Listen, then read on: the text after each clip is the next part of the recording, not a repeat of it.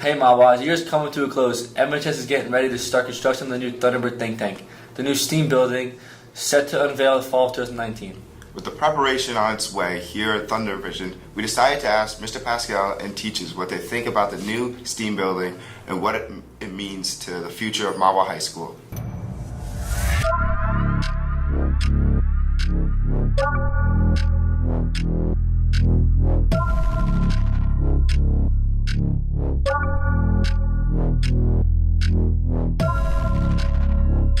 I'm now here with Mr. Pascal, principal of Mahwah High School. Where did the idea of the STEAM building come from? For probably at least 3 years, we've been introducing STEAM courses, and that's where the jobs seem to be. And a lot of schools have been increasing the STEAM experiences kids can have in high school. A lot of colleges are building STEAM buildings. It's really become an area of growth in education. So in our building, while we have been doing STEAM classes in classrooms, the classroom really isn't conducive to the kinds of experiences I want kids to have. And so we had a committee of teachers and administrators and board members, so forth and so on, look at the possibility of building a STEAM facility. Yeah. And I know a lot of teachers want to know about the outdoor classroom, so is there a chance that's going to happen? While I don't know the final plans, because sometimes things change when you're building something depending on costs, in our plans we do have an outdoor classroom, which would be in the back of the STEAM building, in that area between Building 7 and in the YMCA. And did you guys take any environmental concerns coming into the project?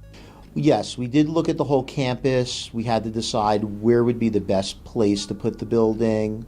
Part of our goal was to build a facility that would become part of the building and not stick out. Yeah. So that's our goal.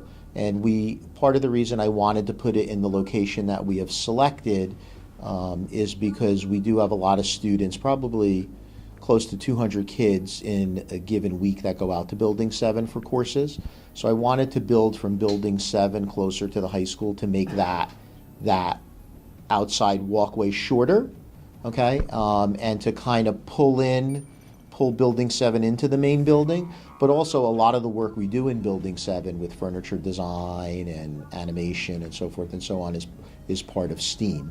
And so that's why we selected that location. So all in all, would there after the construction of the STEAM building and after its first year, will there be any more additions to the campus? The only other project I would say to you that we have planned is we've been working on creating outdoor bathrooms and a concession stand for our athletic venue. Yeah. Because right now we don't have that. But I don't anticipate us doing another building project. We have looked at and we are talking about looking at the auditorium and seeing what we need to do in that area to improve it, because that is used district-wide. Yes. Thank you so much for your time. You're welcome. What are you excited for in the new STEAM building? Well, what I'm excited is to have some space where students can work, where can have fun and tinker and develop their own knowledge and figure out what they want to do and how they're going to do it. What are you excited for in the new building? Well, mainly I'm excited for more space to work with the Nows as well as the Vex robots, and hopefully within a couple of years for programming, we might be able to get some drones to be able to fly them in class and program them to do that, so that'd be cool. What are you hoping students will gain from the new STEAM building? Hopefully a lot more independence and to be able to be flexible in their work environment, because a lot of jobs out there are equally as flexible. So not always sitting in a desk and having to do the same thing, but to work on their own or with a group independently and just explore different ways to get the job done. And are all the robots going to be coming with you to the building? Yes, they are. All 6 of them are coming over, and who knows, maybe we'll get more.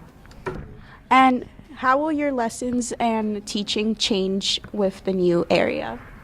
I think it'll allow more of group work, but again, like I said before, with the different options for the way they learn, to be able to just like help them along the way, to troubleshoot, but have them be more independent in that environment. So what are you excited for in the new building? Well, first of all, we're going to have more space. We're out in Building 5, and so our room is kind of cramped. We also share it with the theater people, so first of all, we're just getting more space, and it also means that it'll be easier for us to bring the robot out and actually practice with it, because we're not trying to deal with the larger areas in the room also being used by the sports people.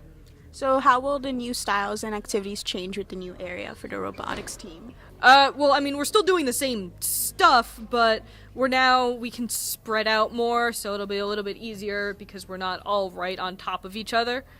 And it means we can actually use some of the counter space easier. Yeah. And what are you hoping students will gain from the new area?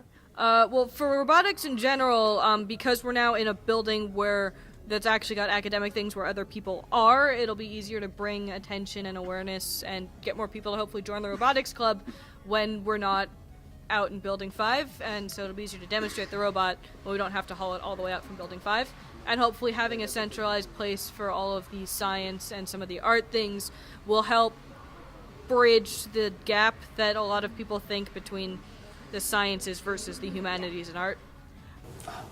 There you have it, Mahwah. Although the Thunderbird think tank isn't supposed to come till 2019, there's a lot to look forward to. Thanks for watching, and we will see you later, Mahwah.